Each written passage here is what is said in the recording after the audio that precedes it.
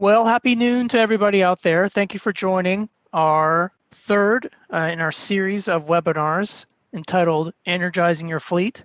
This is all about how to save money and improve health, protect the environment through electric vehicles, and in particular, those of you who own and operate fleets. How can you make your fleet electric?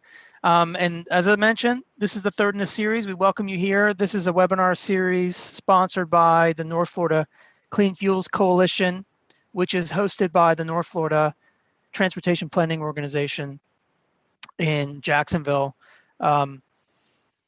serving the 4 counties in the North Florida region: Duval, Clay, St. Johns, and Nassau counties. We also are sponsored by JEA, and JEA is featured in this program today. So we're really happy to have you.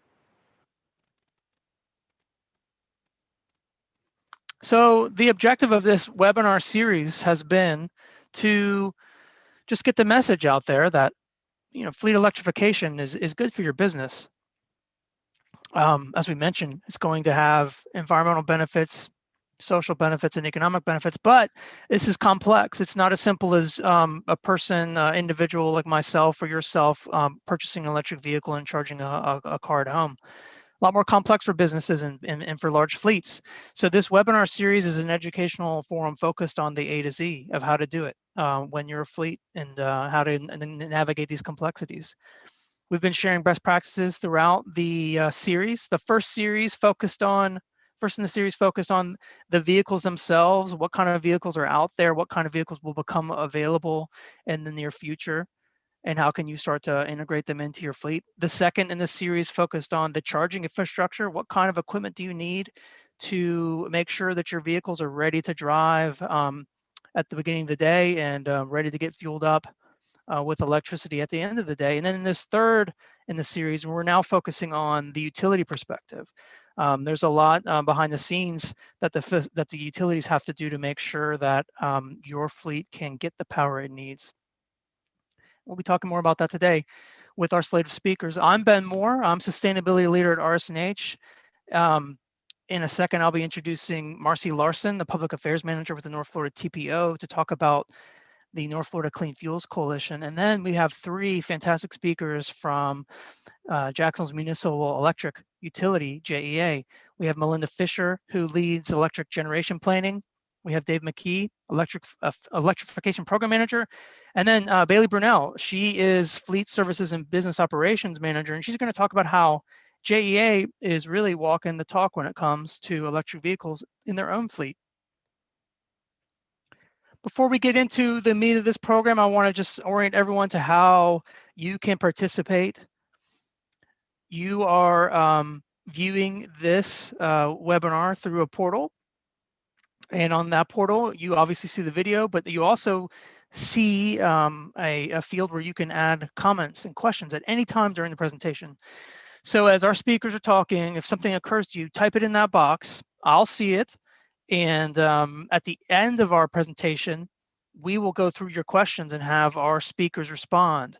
So please don't be shy about putting your comments into the Q&A box and queuing up questions for us to take on at the end of the program.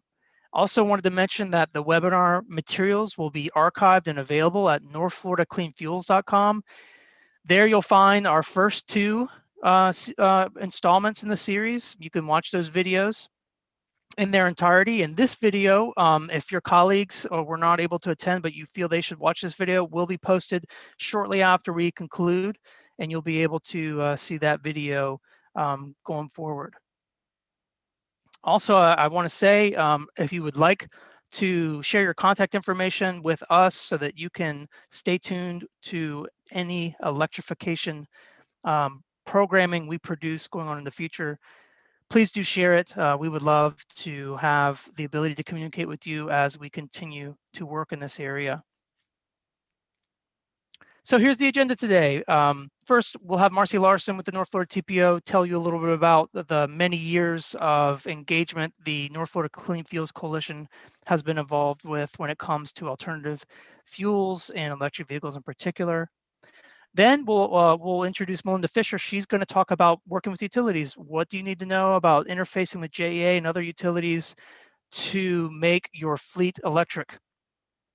Dave McKee will be talking about some hot off the press initiatives. I think you'll be hearing some things here for the first time about JEA's new commitments to facilitating electric transportation in our region. And then, as I mentioned, walking the talk with Baley Brunell, fleet manager at JEA. She will be talking to you about all the cool things that she's been doing with JEA's fleet. So without any further ado, I want to hand it over to Marcy Larson. Marcy? Good afternoon, everyone, and thank you so much for joining us today.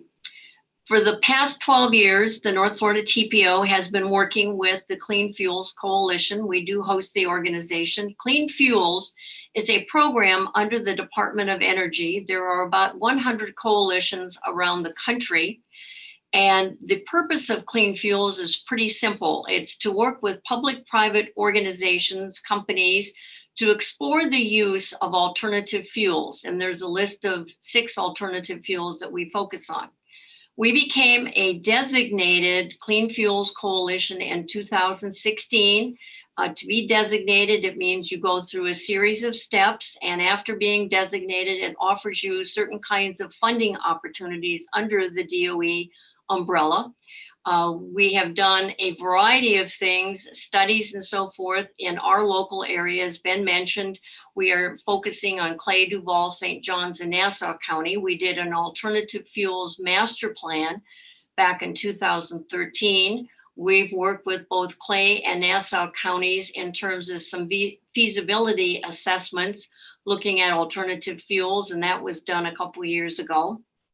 We're also working to look at alternative fuel corridors that have been designated for the Federal Highway Administration, and we're working with a variety of coalitions on that. And then we did an alternative fuel infrastructure gap analysis back in 2019. The recent focus has certainly been a lot from a consumer perspective on fleet and individual vehicle electrification. And that certainly we're going to continue to hear a lot more about. JEA has been a strong partner. Actually, when we started with Clean Fuels back in 2008 or 9, they were our initial partner. So this is a great opportunity for you to get all of your questions answered and to hear what is going on in this region. Thanks, Marcy.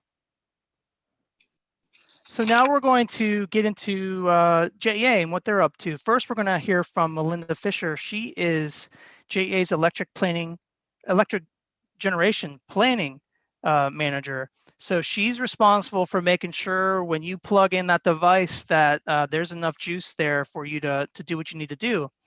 And when we're talking about plugging in large fleets of vehicles, that's a real challenge for the utility, but they're up to it. And Melinda's going to talk to you right now about how they're meeting that challenge and how you can interface with them as you decide to move your fleet to an electric platform. Melinda? Thank you, Ben. Can you hear me loud and clear? Yes. All right. So I'll introduce myself again, just for everybody to know. I work for JEA. I'm in the generation resource planning.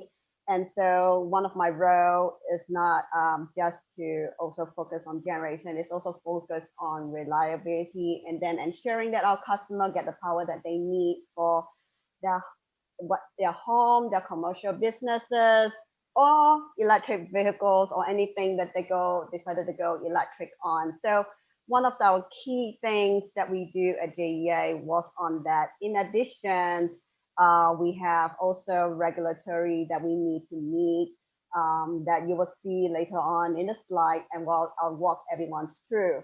But prior to me coming back to generation planning, I worked for the customer solution group, and then I led the electrification program, and I led our solar programs over there, as well as some of the programs that my program managers were running, like the PSM program and also the low income program that we are so proud of.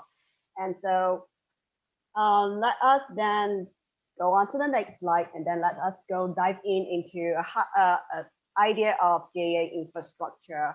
So JEA, this is all that is needed to help us run the utility and supply the power that you need for your equipment, for your home and your businesses. So JEA and the generation level, we have 4 generating stations or 4 plants, and we have a total of 16 units that give us about 3,100 megawatt during the winter time and about 2,800 megawatt during the summertime. And then our fleet is very diverse. We have natural gas. We run oil as in diesel and residual oil. So those are really the one that really help us during the time of winter, where we have those really short, high peak, high demand winter. And so this fuel actually give us a lot more power, those oil and diesel, and give us a lot more power in our fleet. So that we have those in the mix, but predominantly we run natural gas. And then we also have a coal and petcoke blend. So we still have 2 units that we run in JEI, but that is part of our fuel diversity. So it's to make sure that if for any reason we are short on certain fuel, that we have other fuels to back up our system and provide uninterruptible power to our customer. So that's why we have all this fuel diversity to make sure that we supply the power that you need. In addition, JEA has been going into trying to be more environmental conscious. So we've been going up there to pursue more solar and then into our portfolio. And you'll see that we have 8 solar farms that we have spread throughout Duval County, bring us about a 39 megawatt of solar. And in addition, we have 2 landfill gas Trail Ridge, which put together a 15 megawatt. And so this gives us clean fuel for our customer, and then to help us reduce our environmental footprint. And then we have also actively go out there to try to put ourselves in a position where we get more renewable energy and more low carbon emission, carbon neutral generation as well. So we are in the plan to add in 250 megawatts of new solar in our service territory that will be coming in 2022. And then, of course, if you are familiar with JEA, you'll hear about our nuclear with Georgia, our nuclear deal with Plant Vogtle. And then that is also coming in 2022. And so it's at this time, we have been closely monitoring the construction of Plant Vogtle, and it is on target and it is scheduled to come online as they planned. So we don't expect to have any interruptions. COVID has indeed put a dink on our construction on the Plant Vogtle, and then it delayed it a little bit. But however, right now that the COVID is a little more under control on the site, and so they were able to speed up the process, speed up the construction, and so they expect that they will meet the online date, which is in late 2021, and the other unit in 2022. And then we also have our transmission system. As you see that we have 4 different voltage level, but we have the high voltage level that we bring the power in from outside our service territory. We have about over 700 miles of transmission and over 80 substations throughout Duval County to save our customer. And then having those transmission, high voltage transmission, allow us to bring power to our service territory when we need it. And then those are also the one that help us bring Plant Vogtle all the way from Georgia to Jacksonville to serve our customer. And we'll be continuously looking at potentially seeing if there's any opportunity outside for a more carbon neutral source to bring into our customer, may it be through transmission or through self-built in Duval County. And our distribution level, we have, as you see, that we have 3 voltage levels to serve our customer. And then we have 7,000 miles of distribution circuits. And we have nearing 16% of our distribution underground. So we're working on it, of course, to bring things as much as we can underground so that we will not have to worry too much about during the storm and then being the poles being knocked down during the storm time. But however, we don't want to have we want to have somewhat of a balance as well, because if something happens underground, some of the customers may be interrupted. So having those balance is great. We serve our customer out of over 300 feeders and over 100,000 transformers. So during the storm time, you expect that we'll be out there fixing all those things.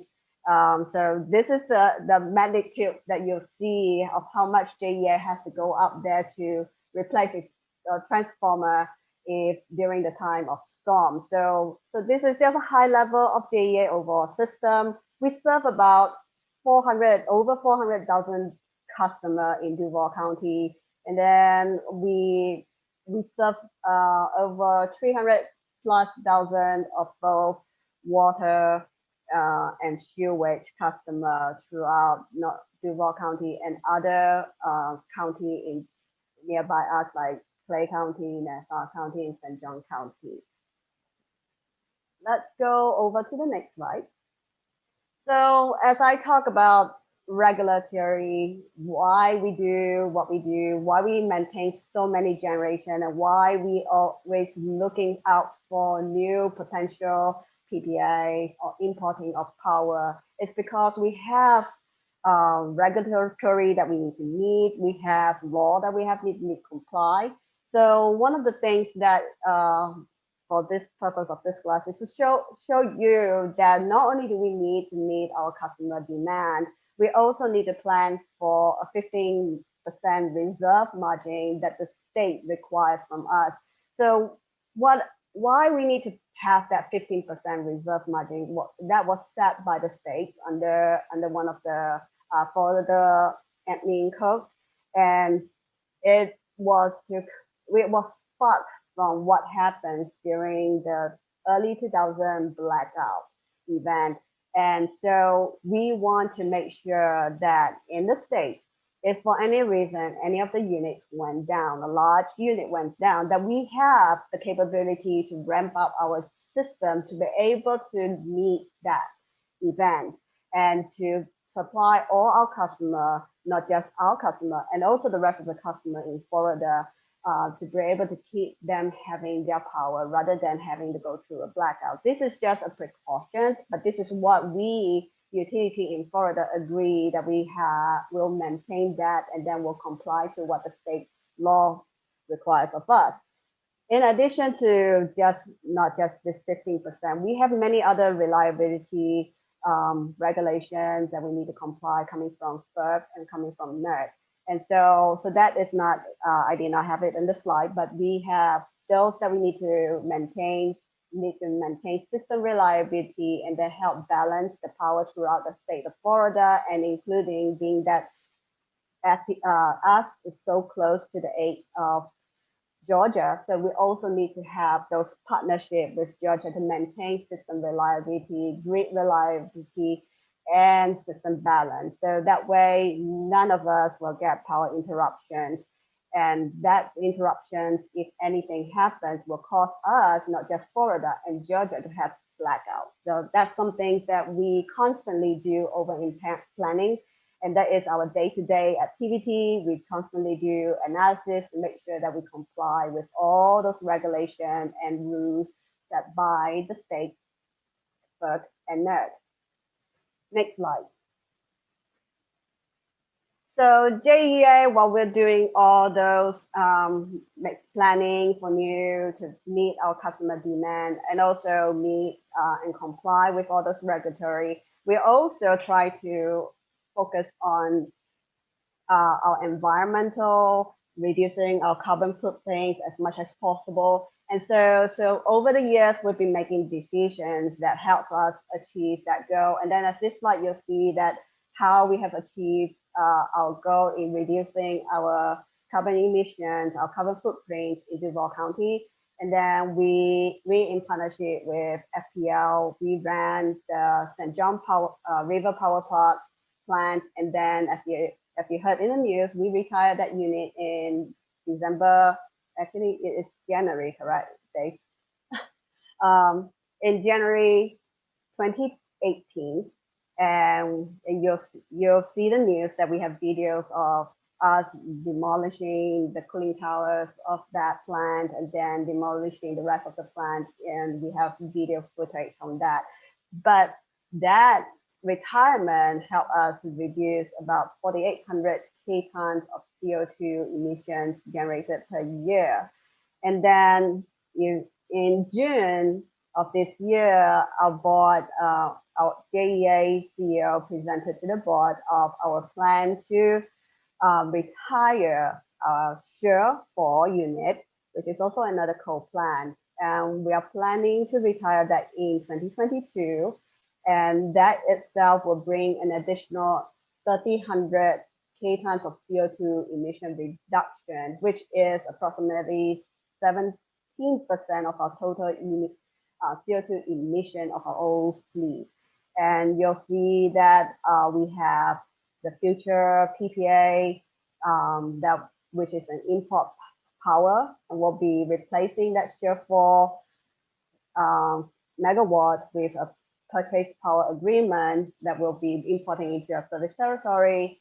We have our 200 megawatts nuclear that will also be supporting, and then we have our 250 megawatts solar that will also be supporting part of the generation that will be that was originally going to be supplied from Share 4. So that is to help us maintain our system balance and also meet our customer demand. Next slide.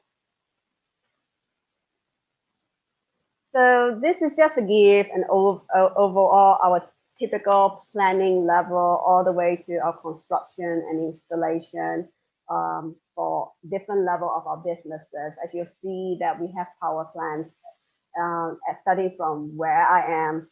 So our planning period all the way from planning all the way to construction installation is about anywhere about 2 to 12 years. So a simple cycle solar plant is relatively fast, and then we can put them in as early as 2 years time. It may be really about 2 to 3 years time, but as the scale, as the power level that we need for the plants become bigger, like a combined cycle or a nuclear plant, it takes longer time. A combined cycle takes roughly about 5 to 6 years. And then a nuclear plant takes about 10 or more years. And so that's how long it takes for us from planning all the way to complete construction of a power plant. And then same thing with our transmission. Transmission takes also some time as well, because we have a lot of planning that we need to do, because as you are aware, we're very close to Georgia. There's a lot of analysis that needs to be done on the transmission level to make sure that we're going to have an overall grid system reliability and stability, so that if something happens, we won't cause a blackout just because of us being so close in proximity to Georgia.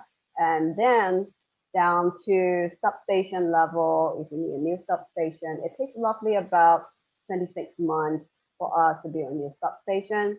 New distribution lines takes about 18 to 26 months. And then down to bring the power to our customer is relatively fast. It could be as fast as 1 day. It could be as long as 2.5 weeks. It's all dependent on how much work we have to do to bring the power to our customer. But this is just a quick run through of our planning period to construction period, of how long it takes. And then I'll bring it back to drive the point why I'm talking about all this stuff, and then to you so that you can understand. So next slide. So this is for us now to kind of drive the point for our customer when you're thinking about putting in those high speed charge, high voltage charger, and then to electrify your fleet, and then to charge your vehicles.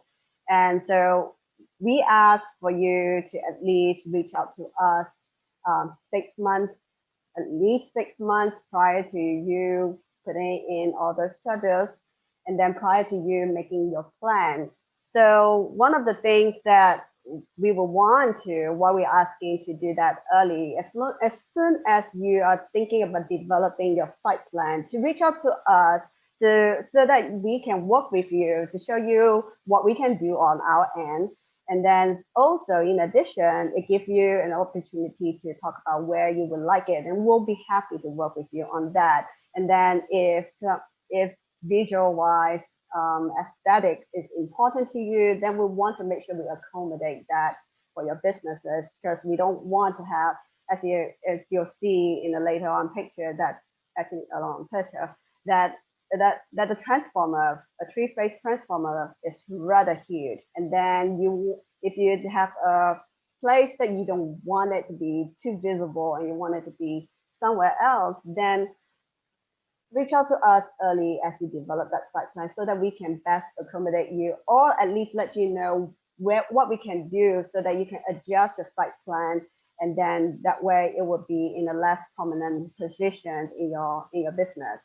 And then also, in addition, those high voltage charger requires a lot of energy. So our team, our planning team, we have a system analysis group that does study all the time to ensure system reliability and system stability so that we can supply uninterrupted power to your charger, and also that will charge your fleet. So our team needs time to do those analysis, and we run a lot of different iterations. So those time are needed before we truly connect you. And then, of course, we could connect you anytime earlier than that, but then and do the analysis later. But it would be best for us to do that analysis and make sure we make all those necessary upgrades to the line, and that way your supply will be uninterruptible. The last thing we want is to put in those things and then somehow we found that there is some kind of energy quality issues, and we'll have to come back and fix those things later. We may possibility be put in the situation where we have to interrupt your power. So we want to avoid that. So reaching out to us early is very crucial, very important. And then in addition, we don't know what kind of work will be needed for those existing facilities. So if you're an existing customer and you're planning to put in those high voltage charger, we want to make sure that we know what are the things that are going to need to be done to upgrade your distribution, to upgrade your service. So those times are needed as well. We don't know what kind of work what kind of magnitude of the work that would be. So reaching out to us early also is a key. Then if for any reason you need really, really big transformer to come in and we don't have that for stock in our warehouses, then it would take roughly about 12 weeks for them to come in. So we don't want you to have to install those chargers in and not be able to supply power to them until the new transformer comes in. So that's another key to reach out to us early. And if possible, if you're anticipating that you're going to be putting in a lot more high voltage charger, to reach out to us not just 6 months, if hopefully a little bit earlier than that, a year, maybe a year to 2 years earlier than that, so that we can take a look and see if we can accommodate that, because we don't know whether or not it would trigger a need for us to have a whole distribution circuit upgrade, or if we would need a brand new substation to be constructed to supply load to your facility. So let us go to the next slide. So this is a process of a large three-phase commercial service of what we go through. I'm not going to run through all of them, but just to kind of let you know that we have requirements for when we put in those huge transformer, as you see on number 2, there's a lot of requirements that we'll need around the transformer so that we can bring in our truck to do any installation and maintenance needed. And then in addition, you'll see on number 5 some of the time frame that will be going, that will be expected when we are working with you to install any of those transformer and other related items with that. And then we have number 6, I provided a link for you to go to our electric rules and regulations to see the details of what we require. And then, and that on the 7 is just to reiterate that if we need to order a new transformer, and it takes roughly about 12 weeks. So I have on board with me the engineer Pearson that focus on the service electric design and development. So during Q&A, he'll be able to answer any of these technical questions if you have them. So next slide. So one thing for our customer to also make sure that you are familiar of your rates and that you could potentially be bumped into a next level rate for those high voltage charger that you put in. So if you are currently our general service customer and you end up putting in maybe 4 or more Tesla supercharger, bear in mind you may be bumped into the next service level, which is a general service demand, and be placed upon a demand charge and on you, which you don't previously have under general service. And then if you are putting in large electric truck down the road or large electric buses, then you have the potential to be bumped into our next level of general service large demand, which is 1,000 kilowatt demand or greater, and you'll be put in a higher demand charge and then with a higher money-based charge. So just reach out to us, and then if you have a key account that is assigned to you, before you put in, if you're thinking about putting those high voltage charger, reach out to your key account to find out where you are. Maybe will you be pushed into the next level on your rate, or if anything you needed in terms of upgrading your lines or upgrading your transformer, they'll be able to help you on that. For smaller customer, call our 665-6000 number and to our customer service and let them know that you would like to speak to a commercial business account, and then they'll direct you to them and you'll be able to speak to them as your find out from them. If you're thinking about putting those high voltage charger, reach out to them to see if your rate would be affected or if anything needs to be done to your current service connection if upgrades needed. So again, 665-6000 for smaller commercial customer, or if you have a key account, reach out to your key account representative to find out more information. Next slide. So this is for me to take this opportunity to also promote that JEA is doing electrification program. We're actively reaching out to our customers to help them reduce their environmental footprint and to convert over from their fossil fuel technology over to electric. So our electrification program, we currently offer them to our commercial and industrial customer. We have run this program for quite some years, and then as of August, was it August or September? But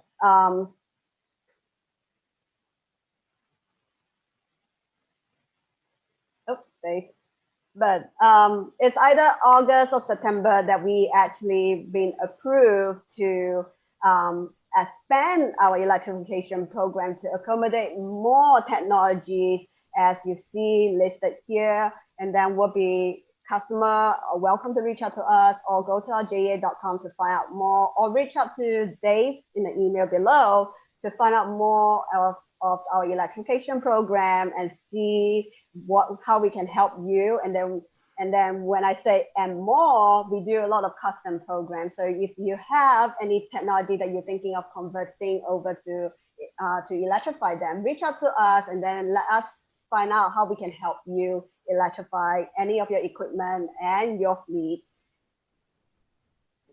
Last slide. And Thanks, then Melinda. from here, yeah. Appreciate it. You can see that, you know, we've talked in our earlier webinars about how the real secret of electric vehicles is the efficiency of their drivetrain relative to internal combustion engines. But it's so encouraging to see our local utility JEA cutting its carbon emissions by roughly 30%, which just means that running an electric fleet is that much better for the environment here in North Florida. You can also see that there's some complexity to taking your fleet electric, and I think the key message is to reach out early and reach out often to JEA as soon as you're starting to think about taking your fleet electric.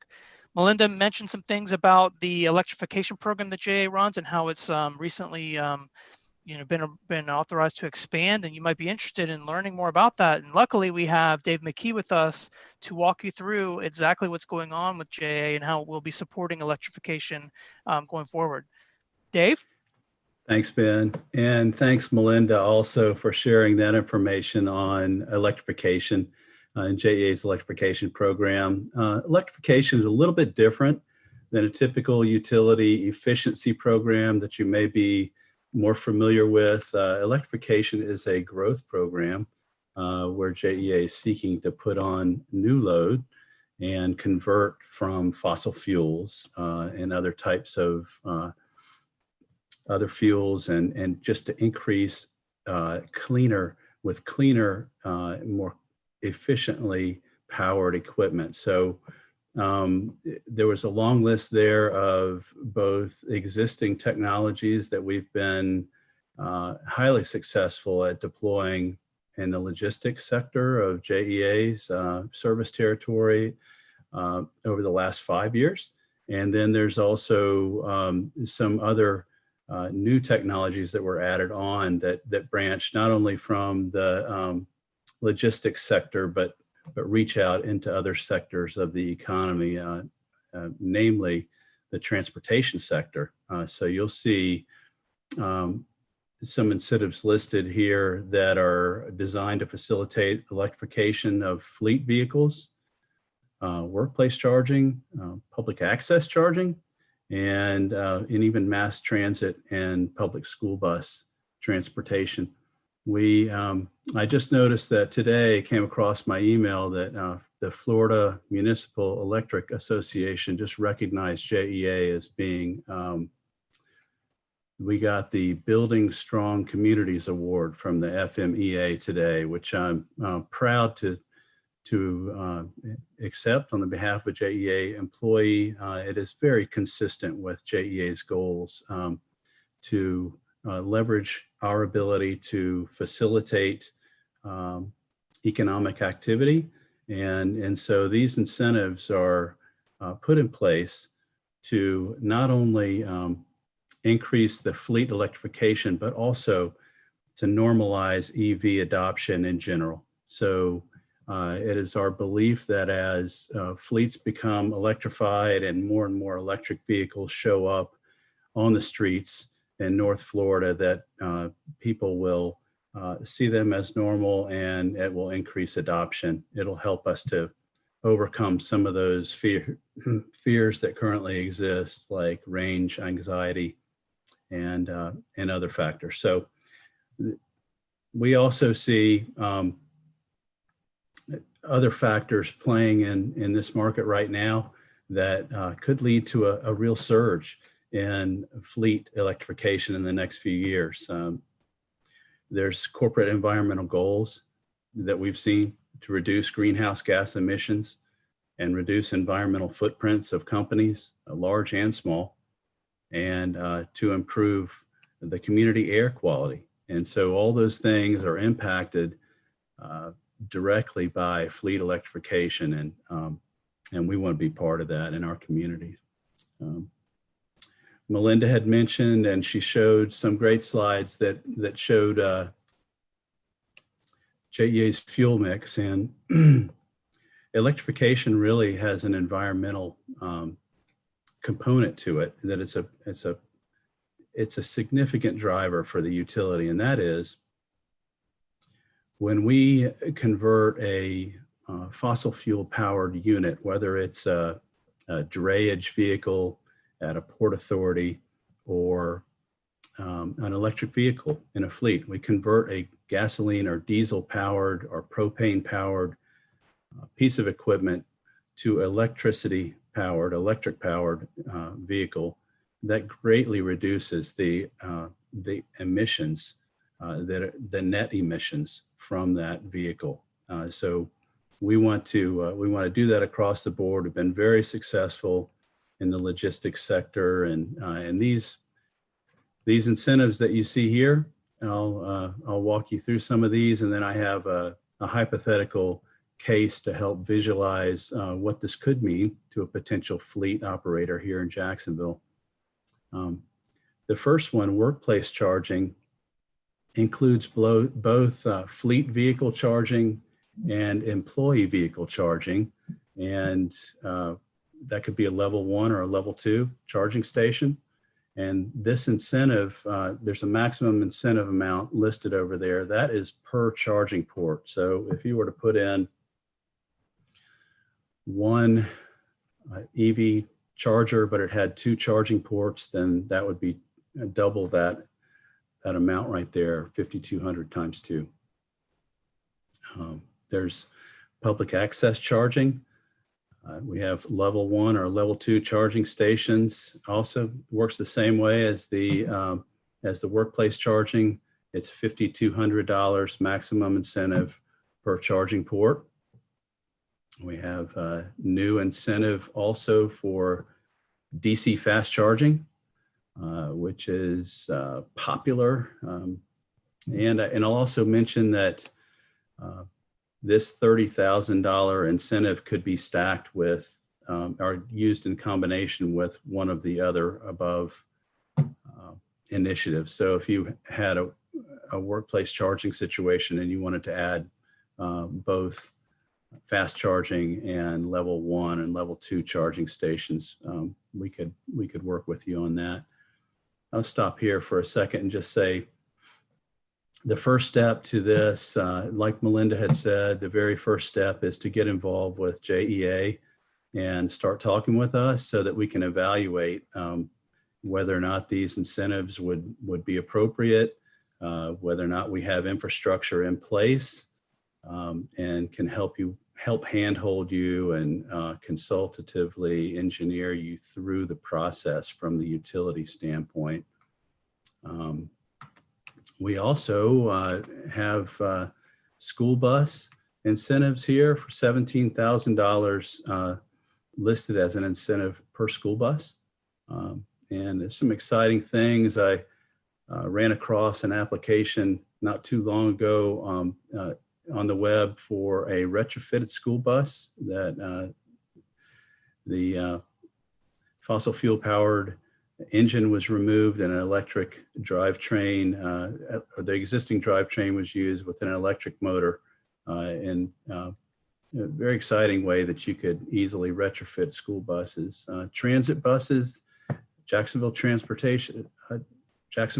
Authority. I hope you're online today. I believe a couple of people had signed up for this seminar. Very excited about working with JTA on additional bus electrification projects that may be coming down the pike. We benefited greatly from hearing about JEA's first 2 buses, and that project, a huge win for the community. So we want to see more of that. And I think this $100,000 incentive per bus could help them to pay the way for that. Believe transit buses are widely recognized as having crossed over into total cost of ownership being a real slam dunk win case scenario. So it's one of the electric vehicles that's out. It's proven its worth in the marketplace and in the field. And so I look forward to seeing more of that. Another one is, like we heard from North Florida Sales in a previous seminar, that their light duty fleet was the total cost of ownership that they see from the light duty fleet that they've electrified is also lowering the total cost of ownership of their fleet. Dave, on the subject compelling. of total cost of ownership, let's take a look at that funding example. And then I know people are anxious to hear from Baley. Okay, sorry, we must be running short on time. Okay, yeah. So this is a hypothetical case of the benefits that that are out there and available for a North Florida fleet owner that is interested in adding, for instance, 10 light duty EVs. The total project cost I've estimated here is around $460,000, and that includes some infrastructure, some light infrastructure improvements, the EVs themselves, and the charging stations. And there's a federal funding, there's a grant out there that covers 30% of the total cost of this type of an installation. And there's also Florida Volkswagen mitigation money out there that would cover 20% of the cost. And when you add in the JEA incentive for 10 charging ports, that lowers the cost from 460 down to 177,000. So very compelling. I hope that people will be interested and they'll contact me so that I can start the evaluation process. There's my contact information. Thanks, you, Ben. Dave. Those incentives are incredible. This is a great time to be contemplating electrification. And let's now hear from Baley, who has been doing this for the JEA or lately. It's always great to hear from folks who have been there and done that. So Baley Brunell, fleet manager for JEA, let's talk a little bit about what you've been doing to electrify JEA's fleet. First of all, how many EVs are in your fleet right now? So I started at JEA about 2015, and when I came on, we had one hybrid sedan and then maybe a handful of electric forklifts in the fleet. Today, we have about 67 assets in the fleet that are either fully electric or they are hybrid. And when I talk about hybrid assets, in utility, a lot of our assets are heavy duty trucks. Like in this picture, you can see there's those larger trucks there. The engines on those would still be fully diesel engines. They're the tier 4 diesel engine, but the attachment on that is actually powered fully by a battery. So when they get up to a job site, they can turn it off and operate that on full electric. So it's not quite the same hybrid that you might think of with maybe some of the hybrid sedans or vehicles that you could purchase, from GM or, that's out there. But that is kind of how we're talking about it in this aspect. We have a very diverse fleet. JEA's fleet is about 1,600 assets. They are extremely diverse, as you can. This picture kind of does a good job of showing that, because we have water, wastewater, and electric. We run, light, medium, heavy duty, and heavy duty has everything from a bucket truck to a vacuum truck. We have off-road equipment, as you see in here. So electrifying our unique fleet is definitely, it's a challenge, but it is something we are fully invested in right now and very excited to share and talk about here. So what's been the prompt for JEA to look at investing in electrification of its fleet vehicles? So, besides kind of the obvious that we've talked about, the lower emissions is definitely a benefit. The fuel savings is a benefit. The maintenance cost on the electric assets tends to be cheaper. But also there's been some surprising benefits to doing this that we have noticed as we started incorporating these into our fleet. A lot of them are safety related. The hybrid bucket trucks that I was talking about, previously when you'd get, our crews would get to a job site and, to still run the buckets, the truck, the engine would still have to run. So that's, engine hours on your truck. It's also loud. You have emissions just sitting there idling. But now they can shut those off. And so kind of one of the safety features that we didn't even anticipate but has come about is how quiet it is on the job site now. So you have a guy up in the bucket working, he can actually go all the way up and talk down to his foreman on the ground because you don't have an engine running kind of drowning that sound out. So things like that are kind of helping ease this along and get some operator buy-in and, really give us those additional benefits than just, kind of a green fleet. To that point too, the market is changing, and, a lot of these manufacturers are making commitments to only producing electric assets or developing, more electric hybrid type work. And you even see states like California or cities like New York City, and then even other utilities like Georgia Power that are making commitments to say, in such a, we're going to electrify our fleet or, commit to having fully electric vehicles by, a certain amount of date. And that pushes, the marketplace too, to start, increasing the technology, the research, the development on what's available. And I think getting ahead of that is a huge win for us too. I would like to be on the forefront of making those changes because we're able to thoughtfully, incorporate electric vehicles into our fleet right now that aren't sacrificing operations at the same time. And I think as we ease in and as we understand how to incorporate things as the technology changes, that we're going to be ahead of the game when the regulation comes. We're not going to be stuck in arrears saying, oh, what are we going to do now? Everything, now there's regulation, we have to change and we're not ready for it. Now's the time to get ready. It gives you that luxury of time to really thoughtfully start building your electric fleet. And I think that is an important thing to think about if you are also trying to, start heading down that road. So Baley, you mentioned the market's changing fast, and there's really a lot coming at fleet managers with respect to opportunities and possibilities. As you look at, a unit of your fleet that is rapidly becoming accessible to electrification, how do you plan the first step? Walk us through your process for looking at, say, a certain type of vehicle and saying, I want to take that electric. Where do you start? Yeah, so it can be really overwhelming when you're running a fleet to say, okay, now there's this enormous change in how we completely operate, because instead of just going to a gas station to fill up, now you have to think about charging on top of that. The first step, and this might sound arbitrary, but it's to understand your fleet. I think you need to understand what the different groups within your fleet are doing. So for us in the utility, we might have 400 pickup trucks. But 400 pickup trucks are doing very different tasks. And so if you understand what they're all doing and maybe where best operationally, you're going to be able to stick something with, that's fully electric, that's going to have a charging cycle that you need to, incorporate. I think that is kind of what you need to look at first. So for instance, we started here just having our motor pool, like kind of our, someone worked downtown and they needed to check out a vehicle. That's where we kind of started putting the electric assets in. But now we're kind of growing out and kind of piloting little areas within JEA, like our meter reading group.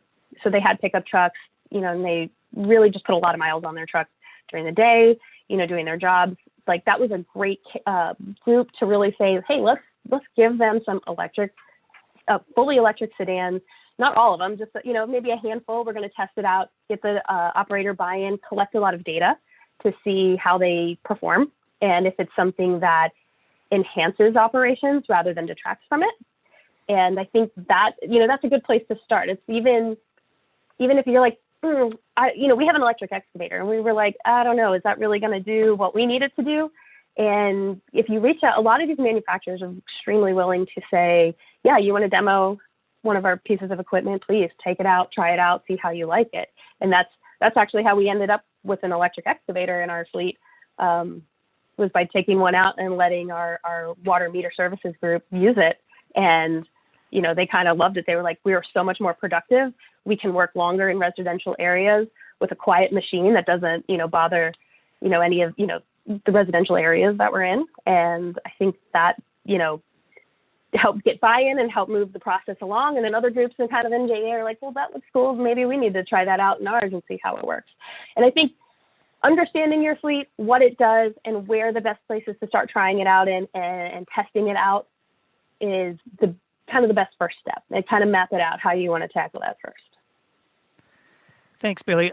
We're not going to have time to get through all the questions that we've wanted to get into today, but I want to make sure we answer the questions that have been coming in during the program today, and then we'll be ending at 1 o'clock. We had a question. We had several questions coming in about the incentives that were just announced, Dave. And if you could just clarify the applicability of these incentives. Are these incentives applicable to commercial businesses and multifamily complexes for charging stations? Yes, commercial and industrial facilities. So you have to have a commercial or industrial electric account with JEA to qualify. And that would include multifamily complexes? If it's a commercial, yes. I mean, Okay. that's what that entity is, a commercial entity. Okay, and then this is a question for Melinda. With respect to demand charges, as a customer's demand rises, perhaps through the addition of an electric fleet, how does that typically affect the cost of electricity for that client? So one thing to note when I meant by the demand, it's not instantaneous. We do have it like it has to be 4 consecutive months. So if you just one day had a really super high demand over 70, say for instance, over 75, that could potentially push you into next level. But having it only for 1 month is not going to be penalizing because you have you have to have 4 consecutive months. But however, if you think you could potentially end up being in the next rate, to reach out to us to see what other options you may have, because we do also have a time of use rate too for those demand customer, and then those time of use rate could be a little bit more penalizing, especially if your business is going to be utilizing those charging during the off-system peak, which is when I refer by system peak time, is our system peak times during the winter time is between 6 a.m. to 9 a.m. in the morning, and then in the afternoon, like about 3 to 4 o'clock to 6 o'clock. Then during summertime, we have a slightly longer duration. In the afternoon, our peak time is I think is about 3 o'clock all the way until 6 to 7 o'clock. So to reach out to our customer rep to kind of find out, or even go onto our JA.com to find out a little bit more details, because our time of use rate for customers who are focused on charging during off-peak time, they will benefit a lot more under that rate. Ben, did I answer